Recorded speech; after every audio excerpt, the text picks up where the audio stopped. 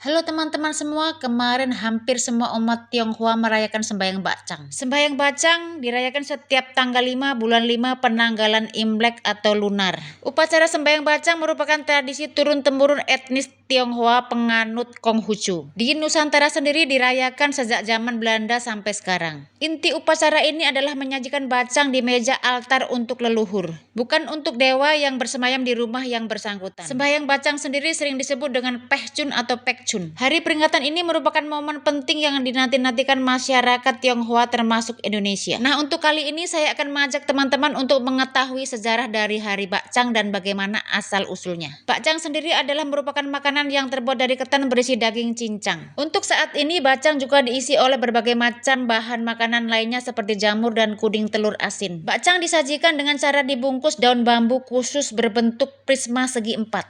Bacang yang sudah dibungkus tersebut kemudian direbus hingga matang. Penetapan Hari Bacang memiliki sejarah panjang yang berkaitan dengan cerita legenda Hu Yuan pada masa akhir dinasti Zhou. Hu Yuan adalah seorang menteri berpengaruh pada masa itu. Pada masa akhir dinasti Zhou, negara mengalami perpecahan hingga terbagi 7 negara kuat. Dikisahkan bahwa Hu Yuan berhasil menyatukan 6 negara di bawah bendera kerajaan Chu. Pada saat itu, Hu Yuan menasihati Raja Chu untuk menginvasi kerajaan Qin. Namun orang-orang dari kerajaan Qin menyebar fitnah hingga Hu Yuan diusir dari negerinya sendiri. Saat di pengasingan, Hu Yuan mendengar kabar negerinya diserang oleh negara Qin hingga hancur. Kabar mengejutkan tersebut membuat Hu Yuan sedih. Lalu ia membacakan puisi berjudul Li Xiao yang artinya jatuh dalam kesukaran sebagai wujud rasa cintanya kepada negerinya. Hu Yuan kemudian naik perahu untuk pergi ke sungai Beklo dan menenggelamkan diri ke dalam sungai. Seiring berjalannya tahun, seorang nelayan bernama Chihu membawa tempurung bambu berisi beras dan melemparkannya ke dalam sungai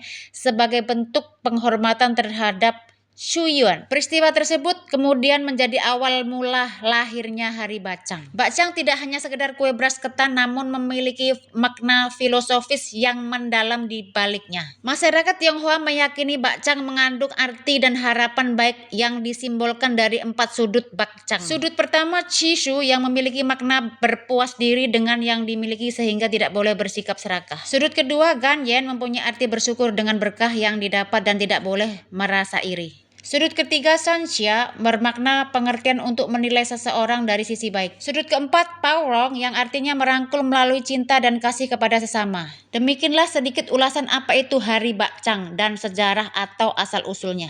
Bacang memiliki sejarah yang panjang dalam masyarakat etnis Tionghoa. Tidak sekedar sebagai hari peringatan perayaan, bacang juga bertujuan untuk mengucap syukur dan mengharapkan kebaikan. Hari Bacang ini memiliki banyak istilah, di mana menurut Metafisika China, di Hari Bacang merupakan hari di mana energi keluar paling kuat sehingga banyak yang menyebut dengan festival ekstrim. Selain itu juga ada sebutan dari Hari Bacang yaitu Festival Bulan Kelima, Festival Hari Kelima, Festival Summer, Festival Duanru, dan yang paling terkenal adalah Festival Perahu Naga atau Festival Dumpling. Masyarakat etnis Tionghoa juga biasanya melakukan kegiatan untuk merayakan tradisi Hari Bacang, yaitu Lomba Perahu Naga. Lomba Perahu Naga merupakan tradisi rutin yang dilakukan oleh beberapa negara seperti di Cina Daratan, Hong Kong, Taiwan, maupun di Amerika Serikat. Tradisi perlombaan perahu naga ini telah ada sejak zaman negara berperang dan banyak juga yang percaya bahwa jika menato gambar naga di tubuh mereka dan memotong rambut,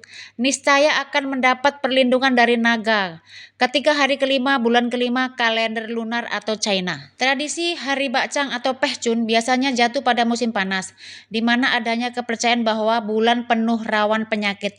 Lalu dengan mengangkat rumput ai dan cangpu di depan rumah dipercaya mengusir dan mencegah datangnya penyakit. Selain itu ada juga tradisi mandi tengah hari. Tradisi ini biasanya dilakukan oleh masyarakat yang berasal dari Fujian, Guangdong, dan Taiwan. Biasanya mereka mengambil dan menyimpan air pada tengah hari Festival Pehcun.